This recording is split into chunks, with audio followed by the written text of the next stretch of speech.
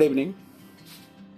Once I asked my some of the students, कि suppose immediately you are getting an interview call now, कि बगल में interview हो रही है, you go and appear, तो आपके मन में सबसे बड़ी डर क्या आएगी?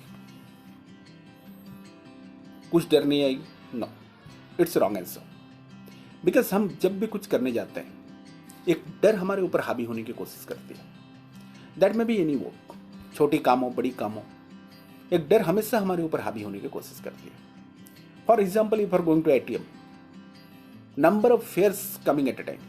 एटीएम काम कर रही है नहीं कर रही, एटीएम में पैसा है नहीं है, कहीं कार्ड तो नहीं फंस जाएगा, कि हमारा पैसा तो कोई नहीं ले जाएगा.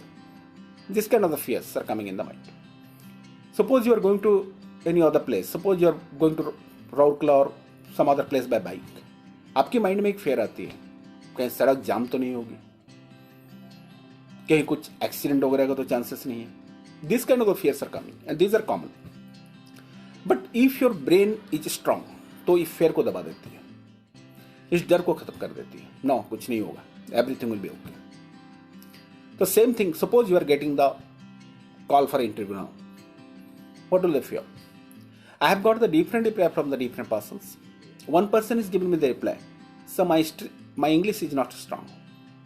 वो यदि इंग्लिश में पूछेंगे तो मैं सही से जवाब दे पाऊंगा कि नहीं, मुझे डाउट है. This is my fear.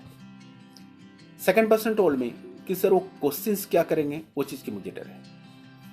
This is my fear. Third person told me कि sir I don't have any experience, job experience, इसकी मुझे डर है. But each and everybody has given different type of answers, कि सबके मन में कुछ डर थी. देन आई आस्क्ड देम कि इस डर को आप हटाओगे कैसे. I have got no reply. Naturally, first thing is that this all the fears are useless. इसकी कोई मीनिंग नहीं है. फर्स्ट थिंग इज दैट कि इंटरव्यू में इंग्लिश में क्या पूछेंगे. हो सकता है वो आपका इंटरव्यू ओडिया में ले, हो सकता है आपका इंटरव्यू हिंदी में ले, वो तो किसी को नहीं पता, गॉड नोज. एंड दस ये डर की कोई मतलब नहीं. Second thing is that what the question they will ask, God knows. ये तो हमें भी पता नहीं है वो क्वेश्चन क्या पूछेंगे. जब पता ही नहीं है तो डरना कैसा. Third thing is that I don't have work experience. This fear is also useless. यदि उनको एक्सपीरियंस आदमी चाहिए, then definitely they will tell you कि we need experience person. To remove और come out from this fear, you will first evaluate. आपको first देखना होगा कि इंटरव्यू में आप यदि सक्सेस पा रहे हो तो what the profit you are going to gate.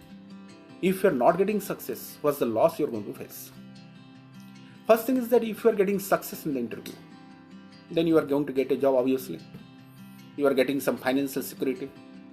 आप करियर की ओर एक कदम बढ़ा रहे हो. This is the advantage you are going to get.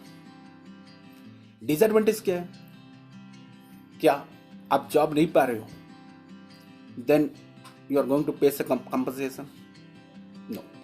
आपको कुछ मनी कंपनसेशन देना पड़ रहा है जॉब नहीं पा रहे हो तो, फेलियर हो रहे हो तो. नो. क्या जॉब नहीं पा रहे हो तो आपको जेल जाना पड़ रहा है? No. This kind of the agreement you have sign.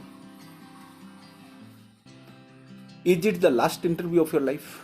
No. If this three questions answer is no. Are you going to pay any compensation if you are getting failure? No. Are you going to get any punishment if you are getting failure? No. Is it the last interview of your life? No. If these three questions answers are no for you, then there is no need of fear. हमें डरना ही नहीं चाहिए. And this kind of the fear, हम जब इस तरह से डर के जाते हैं, हम रिप्लाई दे नहीं पाते, हम घबरा जाते हैं. And this is the main reason we are getting failure in the interview. हमारे पास नॉलेज होने के बाद भी हम फेलियर हो जाते हैं. And that's why my suggestion is that if you are going to appear any interview, यदि आपके मन में किसी प्रकार की कोई डर आ रही है, you ask this three questions to yourself. और यदि इसकी आंसर्स आपको नो मिल रही है, देन आप definitely you go and appear the interview. And if you appear the interview without any fear, then definitely you will keep all the answers very confidently.